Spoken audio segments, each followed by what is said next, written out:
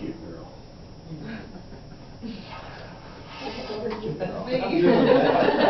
I still find it easier to make little innuendos. I still find it easier to get angry than to be happy. I still find it easier to look at what I am lacking instead of everything that I got. You know, even though I've been repentantry, I still find myself afterwards, I still find myself taking things for granted. We all do. We all take life for granted. We all have this huge illusion or delusion, whichever way you want to look at it. We look around and we think about how wrong I've been done, how wrong life has been. I should have married my high school sweetheart, and he was going to college to be a dentist, and he would have been a dentist, and we'd have been knocking down $100,000 a year, and we probably wouldn't be living in this podunk town. We'd be in Dallas somewhere or Houston. And then you get there, and you're ungrateful because of the traffic. Yeah. You got to fight the traffic every day just to get to the Starbucks store. Then you get to the Starbucks store, and there's a line outside, and you can't get in to get your latte.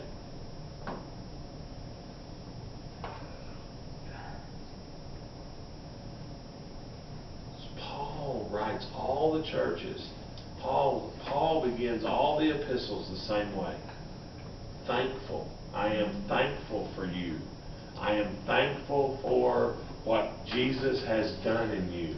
I am thankful for what you're doing for others. He's constantly thankful. And that brings us to our next word, which is grateful. Warmly or deeply appreciative of kindness or benefit. See, this is what I look for you when you make little mistakes. I look for, do you have a regretful demeanor and a grateful heart? Do you truly regret what you did? And are you grateful for a second chance? If you're prideful, arrogant, pompous, I don't have any reason to let you stay. But if you're truly grateful, truly regretful, then there is work going on inside of you. God is doing work inside of you. Tracy normally sits there like she's doing right now, and she's normally stoic. Just, I'm not going to feel. You can't make me feel. And the fact that she's crying almost every meeting and crying almost every time she comes to tells me that there is a breakthrough coming. Okay? Yeah. Okay. The way that Erica and Wendy act all the time is superficial. And I've called them both on it. And that it's okay to act that way. It's okay to be happy. But if you're covering up something, let's talk about it. Okay, let's discuss what you're covering up. Let's discuss what you're really feeling. Because you're either ecstatic, pole dancing with each other, or you're curled up in the fetal position in your bedroom. That's no good. You've got to find a happy medium. Peel off the mask and let us see the real you. No, please. Okay? But see, that brings us to our third word, which is confidence. You don't have any confidence in yourself. Okay? Tracy thinks that she has to be stern, almost bossy, to have any confidence. That if she is weak or emotional like she is now that you're going to take advantage of her. Now, what you're going to take advantage of, I have no idea. She has no money. Okay? Now, what are you going to, in her emotional state, con her into ironing your clothes for you? Say, Tracy, since you're emotional, would you iron my Sunday clothes for me? You see what I mean? Now, of course, without going into any detail, we know how this one reacts to problems, okay? We know what mask that Wendy puts on, all right? And she puts on this mask, and that's how she handles emotions. She handles them through another type of release. Surrender. Duct tape, no. Okay? Yes, duct tape. We like our duct tape. Wow. You see what I'm saying? We all do it. We all do it. I've explained to you before that my anger is what? Psychological term for it. It's a power thrust move. My anger is that I perceive that I have lost control of a situation. And the way for me to gain control of it is to raise my voice and to stand up. And now I am in control again. Okay? It is a sense of, it's a perception of loss of control. Very psychological. Been diagnosed a dozen times with it. My anger is hurt. Huh? When I get mad, it's usually when I'm hurt. I'm really, my feelings Okay. are hurt. I get angry. You see what I'm saying? How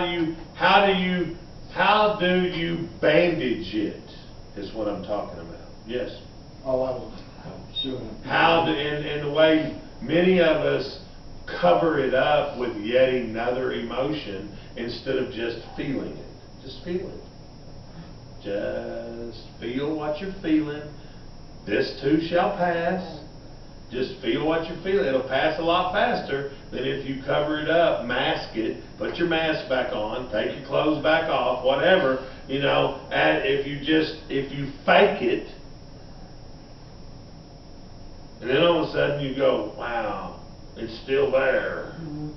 You're in bed like And you feel worse. Huh? You're in your bed like retard.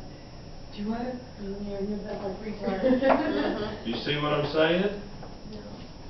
For some reason, the human psyche tells you that your emotions have a different value. They don't. They're just emotions. Happiness has no more value than sadness. Without sadness, you would never know what happiness felt like. Okay? Fear has no more value than faith. Faith has no more value than fear. If you were never scared, you would never know what having faith would be like. Okay? You were given these basic human emotions. You're given all of them. God gave you all of them. You didn't just you weren't born happy and all of a sudden you grew a sad bone. You weren't born ecstatic, orgasmic, and all of a sudden you grew a depression bone.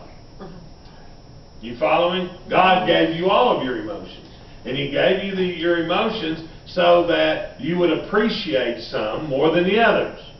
But what you have grown to do is you put way more value in some than you do the others, and they're just emotions. They're just emotions. That's all. You don't have to get drunk over them. You don't have to get laid over them. You don't have to do anything over them. You don't have to go to work 24/7 over them. You don't have to do anything over them. You just have to feel them. Just feel them. They're just emotions. They're not going to kill you. Oh, you think they're going to kill you. I think mine's going to kill me every once in a while. But they're not. They're not. I love that phrase from Armageddon. Remember they're getting into in Armageddon, they're getting into the rocket, and he says, Luke Owens says, Luke Owens? What's Luke that? Wilson was. Luke Wilson, Owen Wilson. And Owen Wilson says, I've got that 80% excited, 20% scared feeling. But maybe, it might be 80% scared and 20% excited feeling. I don't know, but I like it.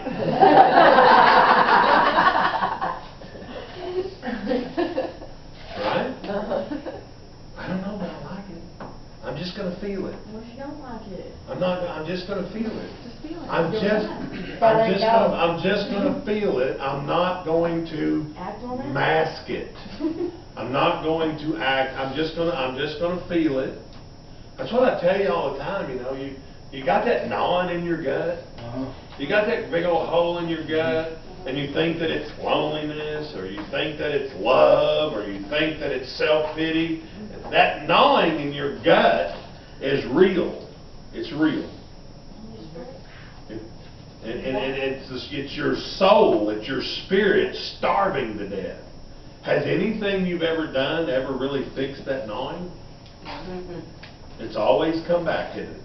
It's always come back. You've tried everything under the sun to fix that feeling, right? And you've even there's even been some little weird, perverted things pop into your head that say that would fix that, right? And it doesn't, does it? It doesn't. You still got it, don't you? You still got it. We've all still got it. Because it doesn't, there's nothing in this world that's going to fix it. I don't care how fun it is, how exciting it is, how alluring it is. There's nothing in this world going to fix it. Because it's your spirit starving to death. It's your spirit is dying. Your soul is dying, wanting you to do something spiritual, wanting you to invest in your spiritual account, not your worldly account, not your food account. He's wanting you to invest in your spiritual account. And as much as we hate to, as much as we don't want to get on our knees and pray, as much as we think getting on our knees for something else will fix it, you know, the fact is that's where we got to start. Yeah, it starts with getting on your knees, but getting on your knees with Christ. And I don't think He's the date that you're really imagining. So you got to get on your knees. You got to pray. You got to confess. You got to tell Him how you're feeling, and you got to tell Him, and even to the point of in private, you blurt out what it is that you really want to go do. I really want to go to the Chinese buffet, God.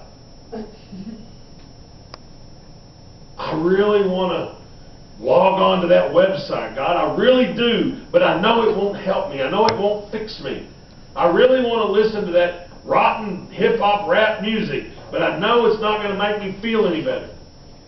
I know I'm still going to have that gnawing inside even after whatever it is I'm being lured to do. I still feel empty inside. Because nothing from this world is going to fix it. Nothing. Because it's not a this world problem.